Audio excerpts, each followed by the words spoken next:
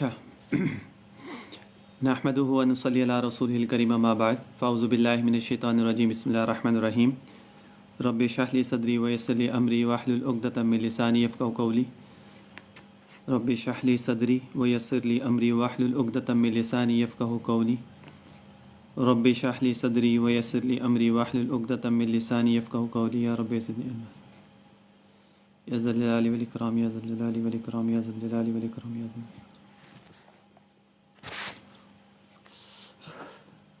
अच्छा, पहले थोड़ा सा आप सल्लम की सुन्नतों के बारे में बता दूं। की सुन्नतों के बारे में बता दूं, फिर उसके बाद जो है इमाम जाफ़र सादिक रहमतुल्लाह अलैह का एक जो सिलसिला मैंने 3 दिन से शुरू किया है कि जिसके बारे में उन्होंने मुख्तलिफ़ चीज़ों के बारे में जो उन्होंने चीज़ें बताई हैं पढ़ने के लिए, जो आगे बुज़ुर्गों से और बाकी लोगों से मनकूल है, फिर उसके बारे में कुछ आप लोगों के साथ मैं शेयर कर दूँगा। ठीक हो गया। इमामा, आप सल्लम ने इमामा बांधा है, ये इसको इमामा कहते हैं। पगड़ी कह लो, इमामा कह लो, जो भी कह लो। आप सल्लम ने इसको बांधा है, इस्तेमाल किया है, और ब्लैक कलर का आप सल्लम ने इमामा जो है वो बांधा है, और ये सुन्नत अमल है। तो जो शख्स इसको इस नीयत से बांधे कि मेरे नबी ने पहना है सुन्नत समझ के, तो इंशाअल्लाह ताला उसको सवाब भी मिलेगा। और जो इमामा बांध कर नमाज़ पढ़ता है उसमें नमाज का सवाब भी ज़्यादा मिलता है। हज़रत अब्दुल्ला बिन उमर से किसी ने पूछा इमामा बांधना सुन्नत है, तो उन्होंने फरमाया कि हाँ सुन्नत है। मुस्लिम और निसाई शरीफ दोनों अहादीस की किताबें हैं।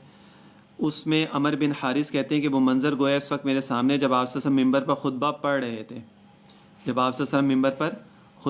रहे थे, और आप सल्लम ने जो है वो ब्लैक कलर का सर पर इमामा बांधा हुआ था, ब्लैक कलर का। वैसे तो काफ़ी कलर के इमामे आप सल्लम से मनकूल हैं जो आप सल्लम ने बांधे हैं, लेकिन इसमें ब्लैक कलर का इमामा आप सल्लम ने बांधा हुआ था, और इसका शिमला दोनों शानों के दरमियान था। ये शानों कहते हैं, ये कंधों को शानों कहते हैं, ठीक है। और शिमला कहते हैं ये जो पिछले जो हिस्सा होता है ना इसके इमामे का, ये इसको शिमला कहते हैं। तो ये आप सल्लम हमेशा पीछे रखते थे, दोनों शानों के दरमियान में रखते थे। आप जब इमामा बांधते तो शिमला दोनों शानों के दरमियान छोड़ लेते थे, और कभी बेशिमला इमामा बांधते थे, और बग़ैर शिमले के भी इमामा यानी गोल बिल्कुल बग़ैर शिमले के भी बांधा होता था। आप इमामे का शिमला एक बालिश के करीब छोड़ते थे। एक बालिश ये जो हाथ की इतनी होती ना, उसके करीब उसको पीछे लेंथ होती थी उसकी। और शिमले की मिकदार एक हाथ से ज़्यादा भी साबित है। इमामा तकरीबन 7 गज़ का होता था, यानी 7 गज़ जितना लंबा इमामा आप सल्लम अपने सर पे बांधते थे। ये जो पठान ज़्यादातर बांधते हैं ना, बड़ी पगड़ी टाइप जो बड़ा सा करके बांधते हैं, उस तरह बड़ा आप सल्लम का इमामा 7 गज़ जितना लंबा उसकी लेंथ होती थी।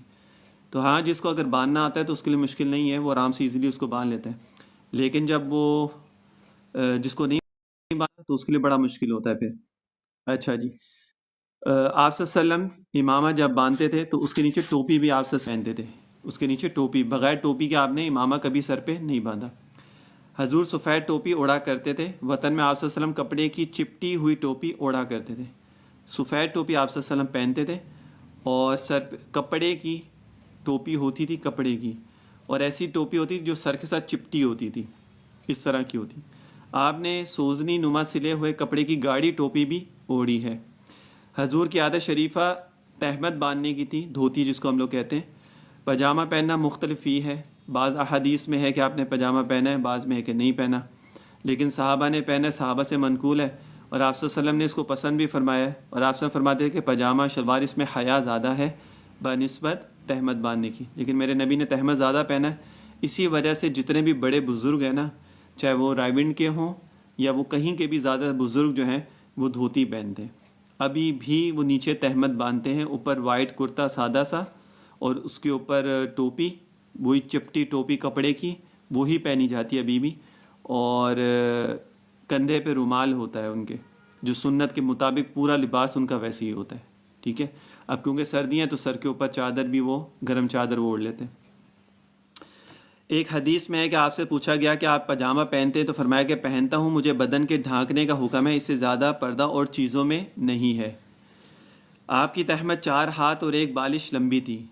आपकी तहमद की जो लंबाई है وہ 4 ہاتھ اور 1 بالش لمبی تھی اور 3 ہاتھ 1 بالش چوڑی تھی، یعنی اس کی لینتھ اور ویڈتھ اس کی یہ تھی۔ اچھا، اس میں کوئی چیز اگر کسی کو سمجھ میں نہ آئے تو بعد میں مجھے میسج کر کے وہ پوچھ سکتے ہیں، میں اس کو بتا دوں گا۔ بعض احادیث میں ہے کہ چادر 4 ہاتھ لمبی اور اوڑھنی ہاتھ چوڑی اور 2.5 ہاتھ چوڑی، اور تہبند 4 ہاتھ اور 1 بالش لمبی اور 2 ہاتھ چوڑی ہوتی تھی، ٹھیک ہے۔ تہبند ہمیشہ نصف پنڈلی سے اونچی رکھتے تھے، یہ جو آپ کی ٹخنے ہوتے ہیں نا، ٹخنے، اس سے بھی تھوڑا سا اور اونچا، اتنی اونچی تہبند آپ صلی اللہ علیہ وسلم اوپر رکھتے تھے۔ اگر کوئی پاجامہ پہنے، شلوار پہنے، تو اس کی بھی شلوار کا جو سنت عمل ہے وہ یہی ہے کہ آپ اتنی اونچی اس کو رکھیں۔ آج کل ہم لوگوں کو شرم بہت آتی ہے، ہم اگر شلوار تھوڑی سی اونچی رکھ لیں، اگر ہم شلوار تھوڑی سی اونچی کر کے پہن لیں تو ہمیں نیچے کرنے کی پڑ جاتی ہے، ہم اس کو نیچے رکھ لیں، لوگ کیا کہیں گے، جی اس نے شلوار کہاں ٹانگی ہوئی ہے۔ اور عورتیں آج کل کا الٹا حساب ہو گیا ہے کہ جو لڑکیاں یا عورتیں، ان کے جو بھی وہ یوز کرتی ہیں، پہنتی ہیں، وہ ان کے اوپر ہوتے ہیں۔ جتنا مردوں کا ہونا چاہیے اتنا آج عورتیں رکھ رہی ہیں، اور جو عورتوں کا ہونا چاہیے اتنا مرد رکھ رہے ہیں، تو الٹا حساب ہو گیا آج کل۔ اچھا جی، حضور نے فرمایا کہ مسلمان کی لنگی آدھی پنڈلی تک ہونی چاہیے اور اس کے نیچے ٹخنوں تک بھی کچھ مذائقہ نہیں ہے، لیکن ٹخنوں سے نیچے جتنا حصے پر لنگی لٹکے گی وہ آگ میں جلے گا۔ اب جو ٹخنوں سے نیچے رکھتا ہے، چاہے وہ پینٹ ہے، شلوار ہے، پاجامہ ہے، وٹ ایور کوئی بھی چیز ہے، آپ نے فرمایا کہ وہ ٹخنوں میں، اس کے ٹخنے جو ہے وہ آگ میں جلیں گے، وہ آگ میں جلیں گے۔ اور جو شخص متکبرانہ کپڑے کو لٹکائے گا، قیامت میں حق تعالی شان اس کی طرف نظر نہیں کریں گے۔ اور جو شخص تکبر کے اس میں نیچے رکھتا ہے، ٹخنوں سے نیچے، تو اللہ تعالیٰ اس کی طرف نظر بھی نہیں کریں گے۔ اب ہر انسان دونوں چیزیں ہوگی۔ اب پینٹ تو سب کی نیچے ہوتی ہے، پینٹ تو سب کی نیچے ہوتی ہے، شلوار پھر ایک آدھا کوئی بندہ اوپر رکھ لیتا ہے، ورنہ پینٹ تو اکثر لوگوں کی نیچے ہوتی ہے۔ اب وہ تکبر میں ہو چاہے وہ ویسے ہو، دونوں معاملوں میں اس کا گناہ ہے، اس میں وہ نہیں ہے۔ حضرت انس فرماتے ہیں کہ حضور کو یمنی منکش چادر کپڑوں میں زیادہ پسندیدہ تھی۔ کبھی آپ چادر کو اس طرح اوڑھتے کہ چادر کو سیدھی بغل سے نکال کر الٹے کندھے پر ڈال لیتے، یہاں سے نکال کر سیدھی طرف سے، اور الٹے یہاں پر کندھے پہ اس کو نیچے سے یوں ڈال لیتے تھے۔ حضرت ابو سعید خدری فرماتے کہ حضور جب نیا لباس پہنتے تو جمعے کے دن پہنتے، نیا لباس میرے نبی جب پہنتے تو جمعے والے دن پہنتے تھے۔ سفید لباس تو حضور کو محبوب تھا ہی، مگر رنگین لباس میں سبز رنگ کا لباس طبیعت پاک کو بہت زیادہ پسند تھا۔ وائٹ لباس آپ نے اکثر پہنا ہے، لیکن اس کے علاوہ جو رنگ آپ کو زیادہ پسند تھا وہ گرین رنگ کا تھا۔ خالص و گہرا سرخ رنگ طبیعت پاک کو بہت زیادہ ناپسند تھا، یہ جو ریڈ کلر کا، ڈارک ریڈ کلر کا ہوتا ہے نا، وہ میرے نبی کو پسند نہیں تھا۔ اچھا، جب حضور نیا لباس تن فرماتے تو کپڑے کا نام لے کر خدا کا شکر ادا کرتے۔ جب نیا سوٹ پہنتے تو آپ صلی اللہ علیہ وسلم اللہ کا شکر ادا فرماتے اور یہ دعا پڑھتے، اللہم لک الحمد کما کسوتنیہ اسألک خیرہ و خیر ما صنع لہ و اعوذ بک من شرہ و شر ما صنع لہ۔ اب اس کا ترجمہ کیا وہ بھی بتا دیتا ہوں۔ اے اللہ، تیری ہی لیے سب تعریف ہے، جیسا کہ تو نے یہ کپڑا مجھے پہنایا، میں تجھ سے اس کی بھلائی کا اور اس چیز کی بھلائی کا سوال کرتا ہوں جس کے لیے یہ بنایا گیا ہے، اور میں تجھ سے اس کی برائی اور اس چیز کی برائی سے پناہ چاہتا ہوں جس کے لیے یہ بنایا گیا ہے۔ تو شکر بھی ادا کرتے تھے اور پناہ بھی مانگی ہے آپ صلی اللہ علیہ وسلم نے، دونوں چیزیں۔ اچھا، یہ بھی دعا پڑھی آپ صلی اللہ علیہ وسلم نے، الحمدللہ الذی کسانی ما اواری بہ عورتی اتجمل بہ فی حیاتی۔ یہ دعا بھی آپ صلی اللہ علیہ وسلم نے پڑھی ہے۔ اب ان دعاؤں کا آسان طریقہ یہ ہے، ان دعاؤں کا آسان طریقہ یہ ہے کہ انسان اس کو یا تو اسکرین شاٹ لے لے یا اس کو لکھ لے، اور لکھ کر اس کو اپنے موبائل میں رکھ لے۔ جب کبھی ایسا ہو، یا اس کا ایک اور آسان طریقہ ہوتا ہے بیڈ روم میں، جہاں پر آپ زیادہ کپڑے وغیرہ چینج ہوتے ہیں، بیڈ روم میں وہاں پہ اس دعا کو کاغذ کے اوپر لکھیں اور اس کو وہاں پہ لگا دیں، ڈریسنگ کے پاس یا کہیں پر بھی۔ جب آپ کپڑا پہنے تو آپ وہ دعا پڑھ لیں گے، آپ کپڑا پہن لیں، سنت پہ عمل بھی ہو جائے گا۔ ایک ہفتہ بھی اگر وہ اسی طرح دعا لکھ کے لگا لیں گے، اس کو پڑھ کے پہنتے رہیں گے، وہ آپ کو زبانی یاد ہو جائے گی، پھر آپ کو وہاں سے پیپر ہٹا دیں۔ یہ بڑا آسان اور بڑا، وہ کہتے ہیں نا، اچھا طریقہ ہے کوئی بھی چیز یاد کرنے کا۔ اسی طرح جہاں پر بچے رات کو سوتے ہیں، بچے جہاں پر رات کو سوتے ہیں، وہاں پر رات کو سونے کی دعا اگر ویسے ہی یاد کروانا مشکل ہے، وہاں پر پیپر کے اوپر پرنٹ کروا لو سونے کی دعا، وہاں پہ چپکا دو، بچہ رات کو سونے سے پہلے دعا کو پڑھ کے سو جائے۔ اسی طرح واش روم میں انٹر ہونے کی دعا پیپر پہ لکھو، واش روم سے باہر دیوار کے اوپر اس کو لگا دو، ایک ہفتہ لگے رہنے دو، جب یاد ہو جائے تو ہٹا دو۔ یہ بہت اچھے طریقے ہیں بچوں کو دعائیں یاد کروانے کے۔ گھر میں اندر داخل ہونے کی دعا، جو گیٹ مین گیٹ ہوتا ہے اس سے اندر آتے ہیں تو ایک وہ دروازہ ہوتا ہے، وہاں پہ دیوار پہ لگا دو چھوٹی سی پرنٹ کر کے، جب بچہ اندر داخل ہو وہاں پہ دعا لکھی ہوگی، اس کو پڑھے گا، سب سے آسان طریقہ ہے۔ اچھا، اللہ، اور جو کپڑا پرانا ہو جاتا ہے اس سے خیرات کر دیتے ہیں۔ جو پرانا کپڑا ہوتا تھا اس کو آپ خیرات کر، یہ نہیں کہ جمع کر کے اس کو رکھے ہوتے تھے. آپ اکثر اوقات سوتی لباس زیب تن فرماتے، کبھی کبھی صوف اور کتان کا لباس بھی پہنتے تھے. آپ چادر اوڑھنی میں بہت اہتمام فرماتے تھے کہ بدن ظاہر نہ ہو، غالباً لیٹنے کی حالت میں یہ معمول تھا. اور ابو رمسا کہتے ہیں کہ میں نے حضور کو 2 سبز چادریں اوڑھے ہوئے دیکھا ہے. یعنی میرے نبی ہر معاملے میں جو ہے نا بڑی احتیاط فرماتے تھے. اسپیشلی سطر کے اندر میرے نبی بہت زیادہ احتیاط فرماتے کہ سطر وغیرہ ظاہر نہ ہو جائے کہیں سے بھی. ٹھیک ہو گیا. اچھا جی، یہ تو کچھ سنتیں تھیں آپ سے کہ امامہ کی، باندھنے کی، پہننے کی، پاجامہ شلوار پہننے کی، اور اس طرح کی بہت ساری جو 2-4 میں نے آپ لوگوں کو سنتیں بتا دی. کپڑا پہننے کی، دعا وغیرہ، یہ ساری چیزیں تھیں. اب میں آپ کو امام جعفر صادق کی کچھ چیزیں بتلا دیتا ہوں جو 3 دن سے ایک سلسلہ چل رہا ہے، تو اس کو بھی ایک تھوڑا سا میں اس کے اندر ذکر فرما دیتا ہوں. کشمیر کے ضلع بھمبر میں ایک بہت بڑی ہستی کا مزار ہے. کشمیر کا ایک ضلع ہے، وہاں پر ایک بہت بڑی ہستی کا مزار ہے جنہیں لوگ بابا شاہی، شاہ شہید کے نام سے جانتے ہیں، اور مختلف حاجات پیش آنے پر ان کے مزار مقدس پر حاضر ہو کر اللہ پاک کی بارگاہ میں ان کے وسیلہ پیش کرتے ہیں. یعنی ان کے وسیلے سے لوگ وہاں پر دعائیں بھی کرتے ہیں. تو گھر لوٹنے سے پہلے ان کی مشکل حل ہو جاتی ہے. ایسے درجنوں نہیں سینکڑوں واقعات موجود ہیں کہ مشکل کے پیش آتے ہی لوگوں نے ان کے مزار کا رخ کیا اور کچھ دیر بعد اپنی مشکل سے بے نیاز ہو گیا. ٹھیک ہے. یوں تو ہر ولی کے وسیلے سے مانگی جانے والی دعا قبول ہوتی ہے، لیکن اللہ پاک کے ہاں بابا شادی شاہ شہید کا وسیلہ اتنا زبردست تاثیر کیوں رکھتا ہے، یہ جاننے کے لیے اپنے وقت کے مشہور پیر سید پہاڑ بادشاہ سرکار نے ان کی مزار مقدس پر جا کر 40 روز چلا کھینچا.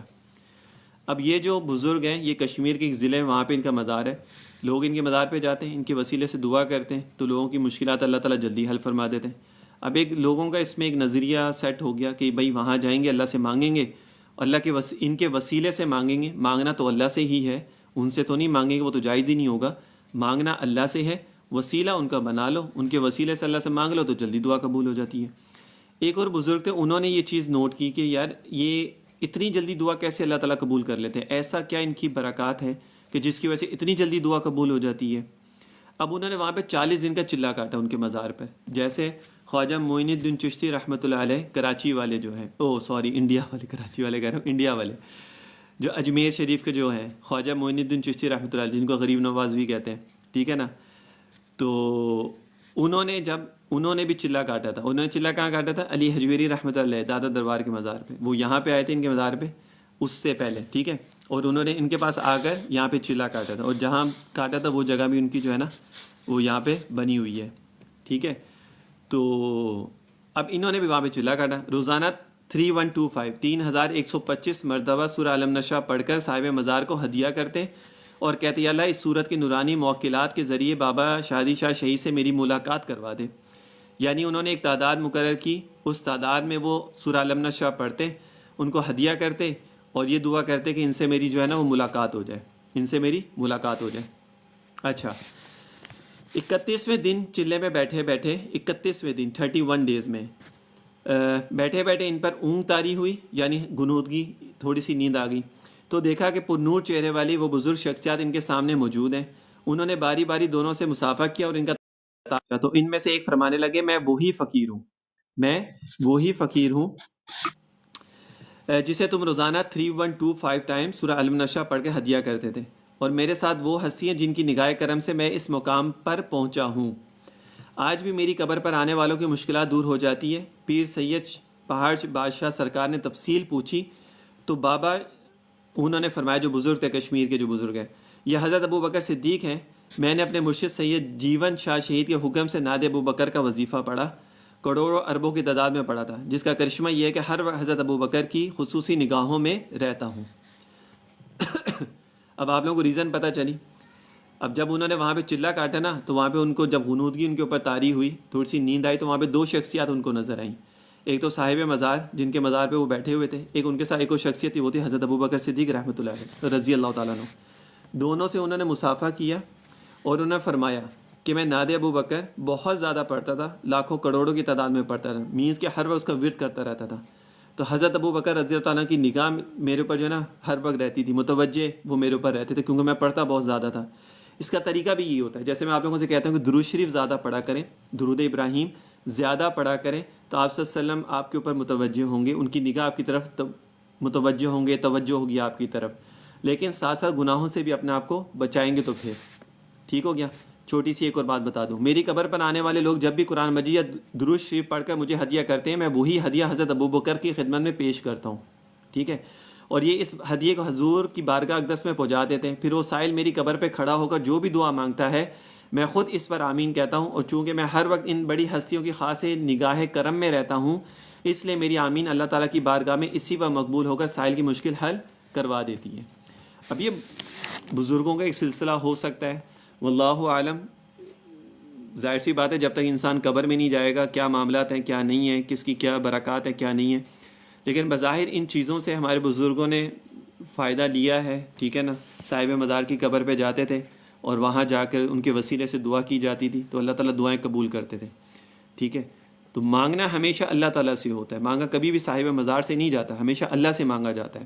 آپ کی کوئی بھی مشکل ہے، کوئی پریشانی ہے، کوئی بھی چیز ہے، ہمیشہ اللہ تعالیٰ سے مانگو۔ وسیلہ آپ چاہے آپ صلی اللہ علیہ وسلم کو بنا لو، اہل بیت کو بنا لو، صحابہ کو بنا لو، ازواج مطہرات کو بنا لو، کسی بھی اللہ کے ولی کو اس کا وسیلہ بنا لو، اس میں کوئی حرج نہیں ہے، وسیلہ جائز ہے، ٹھیک ہے نا۔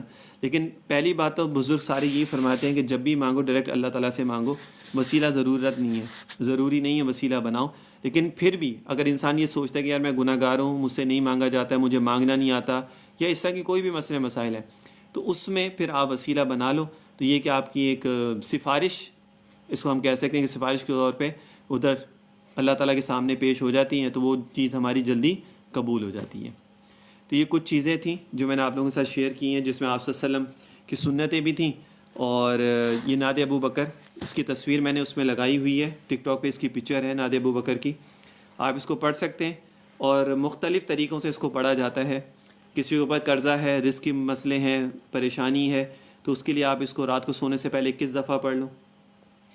اور اگر میاں بیوی کے لڑائی جھگڑے کا مسئلہ ہے، یا گھر سے شوہر چلا گیا یا بیوی گھر سے چلی گئی ہے، تو اس کے لیے 101 مرتبہ اس کو پڑھا جاتا ہے، دروازے پہ کھڑے ہو کے، جو مین دروازہ ہوتا ہے وہاں پہ کھڑے ہو کے، اس کے بعد پھر میٹھی چیز کوئی بھی تقسیم کی جاتی ہے، بچوں میں یا کسی میں بھی کر دو۔ اور اگر پسند کی شادی کے لیے ہے تو پھر اس کو 70 دفعہ پڑھا جاتا ہے، 70 دفعہ اس کو پڑھا جاتا ہے، اور اس کو جو ہے وہ بیف کا جو قیمہ ہوتا ہے اس کے اوپر دم کر کے چیل کبوں کو کھلایا جاتا ہے، اور پھر اس کے بعد جو ہے نا اللہ تعالیٰ اس میں آسانی فرما دیتے ہیں، ٹھیک ہے نا۔ تو مختلف موقعوں کے لیے مختلف تعداد میں اس کو پڑھا جاتا ہے، لیکن اگر انسان اس کی روزانہ پڑھنے کی روٹین بنا لے تو انشاءاللہ تعالیٰ اس سے ضرور اس کو فائدہ ہو جائے گا۔